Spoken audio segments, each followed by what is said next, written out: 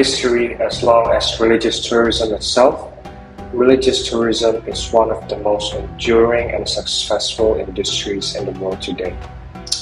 Unaffected by climate challenges, according to the definition, religious tourism is a practice of tourists visiting cultural, religious, and ceremonial destinations as leisure, ideological, and cultural travelers.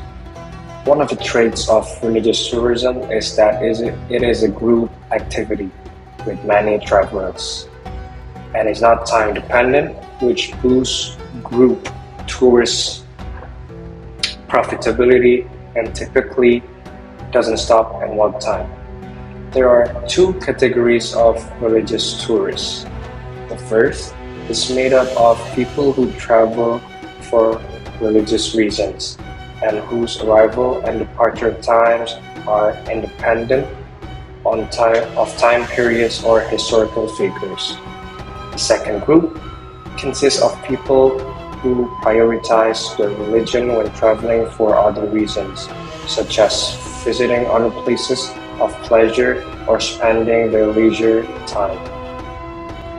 Answering the question, well, the economic aspect of a nation is significantly impacted by tourism. Across sectoral activity, when it comes to economic significance, the tourist sector is thought to be the one that can most easily displace other revenue-generating sectors. This sector is particularly successful in nations with single-product economies. Among the most significant roles and impacts of religious tourism on society are cultural practices such as the preservation of cultural resources, cultural convergences, cultural exchanges, and the development of cultural capital. And a nation can benefit spiritually and economically from religious tourism.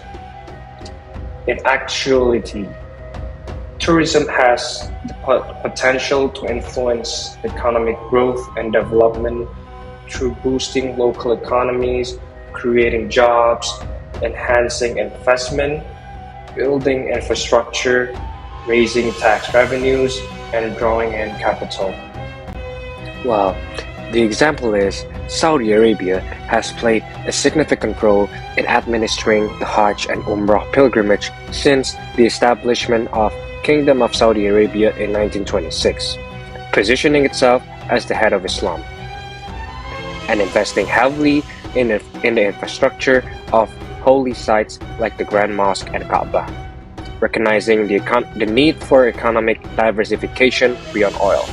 The Saudi government launched Vision 2030, aiming to leverage religious tourism as a key revenue source. Over the last 50 years, the number of pilgrims increased from 200,000 to millions, despite challenges such as safety incidents and the impact of the COVID-19 pandemic, which restricted the number of attendees in 2020. The government has dedicated substantial resources to ensure a safe and efficient pilgrimage experience, offering various services to enhance pilgrims' spiritual journeys. As of 2019, around 2.5 million pilgrims visited for Hajj each year, contributing significantly to the nation's GDP, particularly from tourists from Indonesia and India.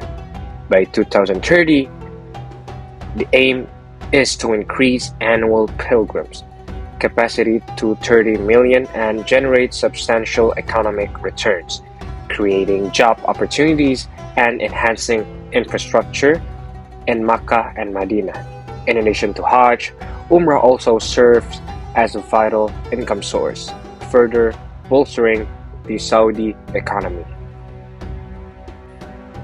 Well, in conclusion, religious tourism and pilgrimage played a big and positive role in a nation's economic sector without erasing the spirituality and maintaining the religious value itself.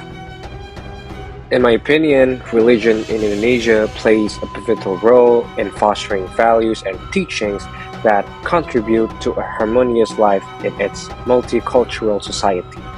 Well, we all know that Indonesia is a home to diverse ethnicities, cultures, and religions, with Islam being the predominant faith, followed by Christianity, Hinduism, Buddhism, and Confucianism. Each religion offers principles that promote peace, respect, and unity, aligning well with the country's commitment to Bhinneka Tunggal Ika.